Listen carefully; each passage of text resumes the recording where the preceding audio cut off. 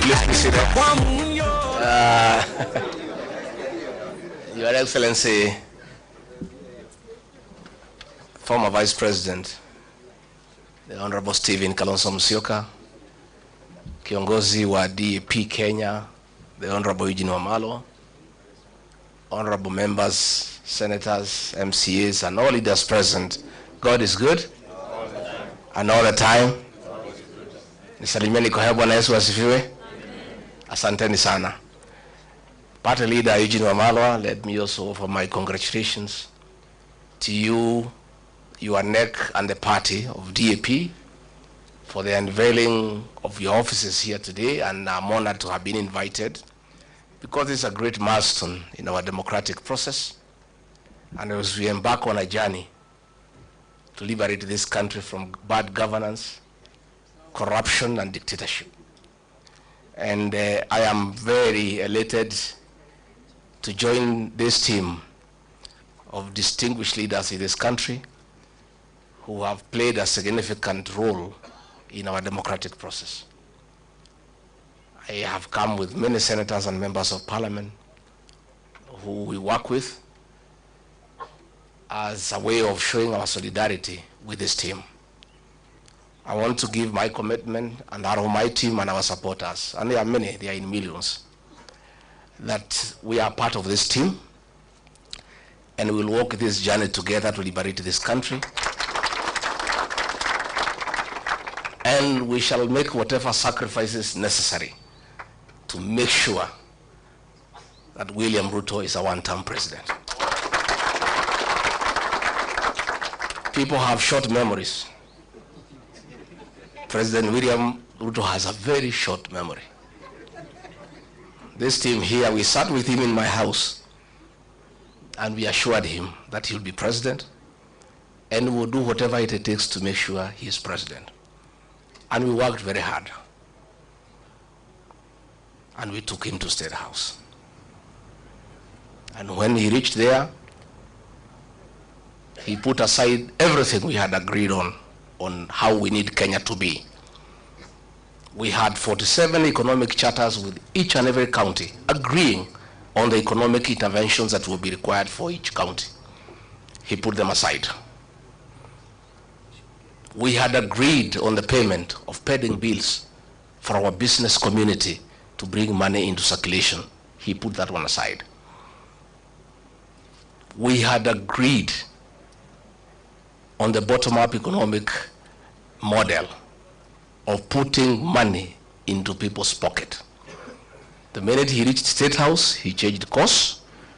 He got a small team of economic advisors and came up with a very brutal program of removing whatever little money was in people's pocket from their pockets. Along the way, I could not agree with him. I couldn't agree with him because I'm a very principled person. And I told him, boss, we have lost focus. This is what we told the people of Kenya. We had assured the people of Kenya that we will never carry out evictions and demolitions that are inhuman. And when he made a decision to evict people from Nairobi River along the line, and the Nairobi River Commission was in my office and he asked me to lead that program, I told him I can't do it because it's against my principle. And he said, you must do it. When we had the Finance Bill 2024, I was a lone voice in cabinet telling him, listening to the people of Kenya, they will not accept this finance bill. And it will leave us with an egg on our face. He became intolerant. He became dictatorial. And the government that he leads is a one-man show. I can tell you today, all those ministers you see there, they are flower girls. I was the only man in that cabinet who could stand up and tell him, hey boss, no, this can't work. And that's why he needed me out, so that he can put a protege and other fellows just to say, yes sir, yes sir. It's a praise and worship choir for the president. And I couldn't fit in that choir. I couldn't fit in that choir. You know, and he is very bitter. extremely angry, very irritable, that for a whole 6 days he's just abusing me in Western Kenya. Rigathi Gachagua is not a road in Webuye. He is not a hospital in Vihiga. He is not a water pan in Kakamega. He is not a slaughterhouse in Bungoma.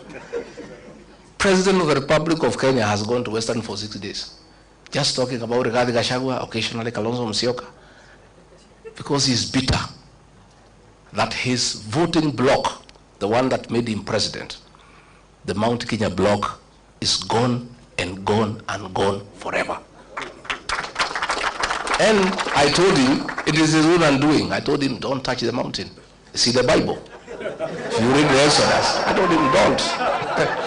Many times. But it's because he has some young MPs he moves around with. Young boys who are born in towns and brought up with Serarak. They don't know the community. So they tell him, no, it's okay, no problem. Mulima ni yako, wewe ulikuja huko mwenyewe. Hawa watu ni wako, hata ukitoa huyu weke huyu hakuna shida. Nikamwambia mimi ni mzee. Hawa watu mimi nawajua. These fellows of the mountain, they hate betrayal and they hate deception. Because of what Mzungu did to them, they hate betrayal. And you yourself, President William Ruto, you are a beneficiary of my community's distaste for betrayal. When they decided that Uhuru Kenyatta has betrayed you, they turned against Uhuru for betraying you in their view and voted for you. And you are not one of them. They hated one of their own to support you, and you are not one of their own. If you betray one of their own, you will tell me the story. Today, as we speak, his messages of condolences are unwelcome in the mountain. And you know that's the lowest it can go. You know funerals are very solemn. In my community where I come from, even if it is suspected you had a hand in the death of the person being buried, people still allow you to come and even give condolences. When a people say they cannot listen to your condolence, you know it's over. The other day we were in Embu, and they are trying to blame Justin Muturi Bidan because the people rejected his condolence message. The president wrote him abusive messages the whole night, threatening to sack him. But even if you sack Bidan Muturi, nothing will change in that area. Nothing. And I told him, and he cannot say I did not tell him. Because me, I'm an honest man. I sat him down and I said, boss, now, why he's annoyed is because 47% of his support, 4 million votes, iko nje. Sasa anategemea ati Raila akienda AU, he can transfer zile zake. Zile za Raila zilikuweko za Wiper, they are not there. Ile ya Mlembe is not there. Hii ya Kisii is not there. Huyu jamaa amekwama. Amekwama. And I can tell you, because I know him, he is cornered. Kazi yetu rahisi sana is to stay together and unite our people. Mimi naomba jamii ya Mlembe. Amekuja huko anaita mimi mkabila. Ati ndio mimi nisisaidie nyinyi. Siku nilimsaidia, hakujua mimi ni mkabila. When we voted for William Ruto, we knew he's not a Kikuyu. 87% of my people voted for him. We knew he's not a Kikuyu. 13% voted for Raila ODINGA. We knew he's not a Kikuyu. We had our own candidate called Wahiga Mwaura. We never voted for him because we are not tribal. Saa hii ameona tunashikana na watu ya Wiper. Ameona tunashikana na Mlembe Nation. Na hapo Mlembe Nation ndio naona amekwamia hapo. I think it's his last hope. Sasa anakuja huko kusema ati mimi ni mkabila, ati ndio msinikaribishe tusifanye pamoja. President William Ruto, hear it from here, Chui House. The same way Mulima ilisaidia wewe, it is possible tunaweza saidia hii watu ya Mlembe. It is the same way tunaweza saidia huyu Kalonzo. Na sisi hatuna contract na wewe. Deni yetu na wewe tulimali. We had intended to pay you in 2 installments. Tukakupatia the first installment, ukagusa mlima. Hiyo deni ikafanya nini? Kaisha. We owe you no debt.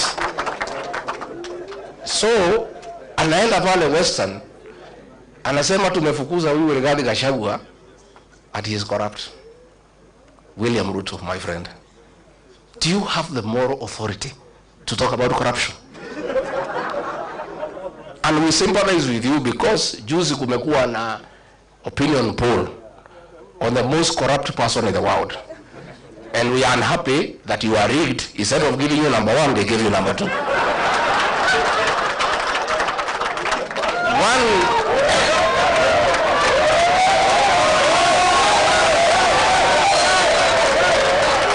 Let me say, I want to say, let me say, President William Ruto could not agree me to stay in government because I could not agree to corruption. The State House of Nairobi is the real center of corrupt activities. And there are two, watu wawili, moja anaitwa Adil na mwingine anaitwa Jayesh. These are the conveyors of corruption in this country. Na ndio watu wenye she and sha. Ndio wale watu ya Adani.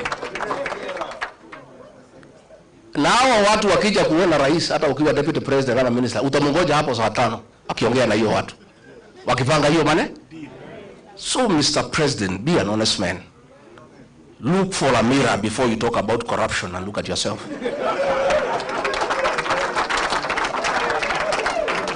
If you think the people of Kenya are very intelligent, regarding Gachagua has not been associated with any scandal in this country. So wewe unaenda pale unasema he is incompetent. In matters incompetence, Mr. President, I tend to agree with you to a certain extent. Serikali yako ni ya uongo, kutenga, kudanganya watu. Uliandika mkataba na watu ya Western, ukamjema utajenga 1000 kilometers, hujajenga. Umekuwa hapo juzi unafungua transformer. Wewe mimi ulitaka nikusaidie kudanganya wa Kenya. In matters kudanganya wa Kenya, Mr. President, I'm incompetent. Absolutely. I accept. Because hiyo alikuwa anataka tuende ku-launch barabara na anajua hakuna budget, tukitoka matinga inafanya nini? Sasa hiyo ndio kazi rais anataka nimsaidie. Ndio anasema huyu haelewi programu za serikali. Sasa kwenda kupeleka matinga ukijua hakuna kazi inafanya, hiyo ni programu ya serikali. He was telling me to go and defend Adani. Tulikuwa na Eugene Wamalwa, huyu mheshimiwa, na Onyonga kwa mazishi Kitale. Huyu Onyonga akaamuka, akalima serikali mambo ya Adani. Na mimi nakaa tu vale, I don't want to nod because I'm still in office. That Adani thing is the worst form of corruption in this country. So mimi nilipoamuka, I never responded. So one of the PAs ya mkubwa akanipigia simu. Mtu yuko huko, mtu ya salary 6. Wewe ni deputy president ya sangapi? Maana ya deputy president, you speak last. Dio ile maneno yote iko baya serikali ukanu. Kwa nini huyo Nyonga alilima serikali mambo ya Adani and you are not defending? Nikamwambia I cannot answer you. Tell your boss to call me. So president amenifikia, nimemwambia mimi siwezi. That thing is corruption. I cannot defend it, Mr. President. I cannot. That is why he is saying I was not defending government programs. Sasa corruption, is it a government program? So wanasema ati I'm incompetent. Hii mtu hakuna kitu anaelewa. Sasa kama serikali ni wizi tupu, sasa what is there to defend? Walinipeleka Senate ati nimekataa watu watolewe Nairobi River. Walinishitaki nimekataa watu wafukuzwe Marigiti Market. Those are things I could not do. Ukiangalia hii maneno ya affordable housing, It is the worst fraud against the people of Kenya. And it's good today I tell the country.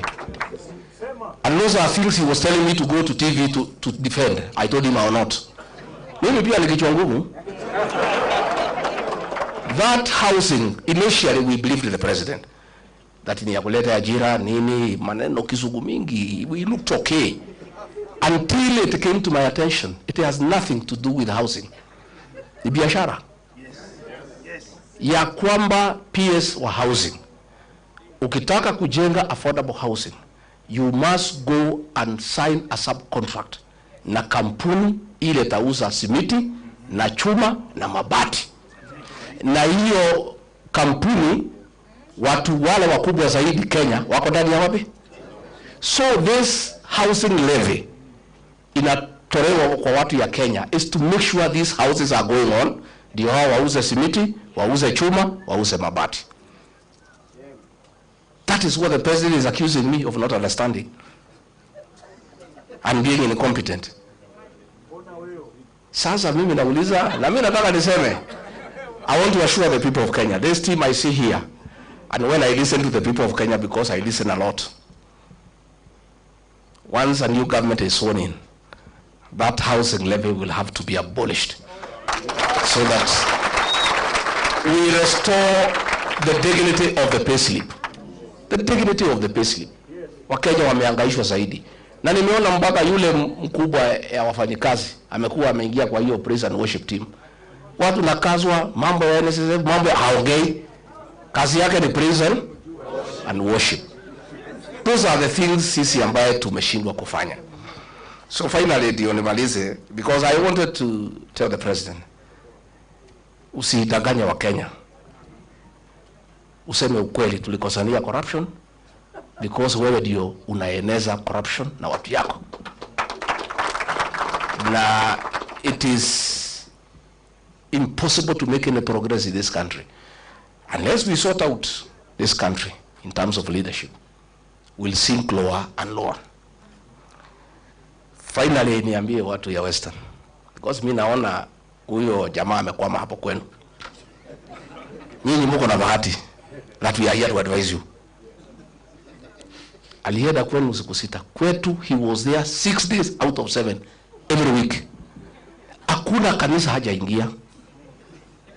Hakuna barabara hajui kwa jina. Hakuna soko hajui kwa jina. And you would memorize, we are very impressed. Anataja barabara, wakikuyu wanasema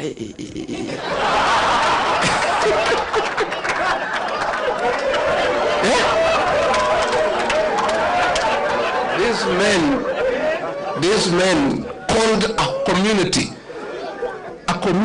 that has pride, a community that's hardworking, that is rich. Watu wamesoma. He called all of us, our bishops, our reverends, our pastors.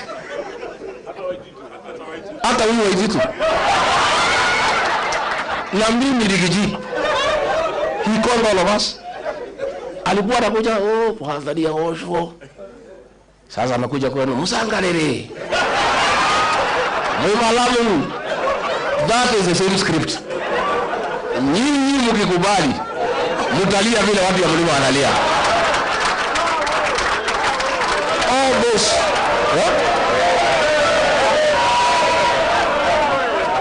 Hiyo yote ni utapeli.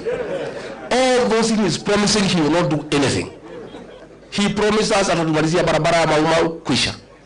Nitajenga hii. So today he does not come to our place. The last time alikuja pale Embu in November, alijaribu kuweka uongo ya housing. Washirika wakabuka kumwambia tutaki uongo hapa tena. Hiyo mambo ya uongo peleka huko Western. Akajaribu kuongea mambo ya SHA, akaambiwa tutaki uongo. Kwetu amejulikana na ndio humuone huko. Na hata akija atakutana na watu.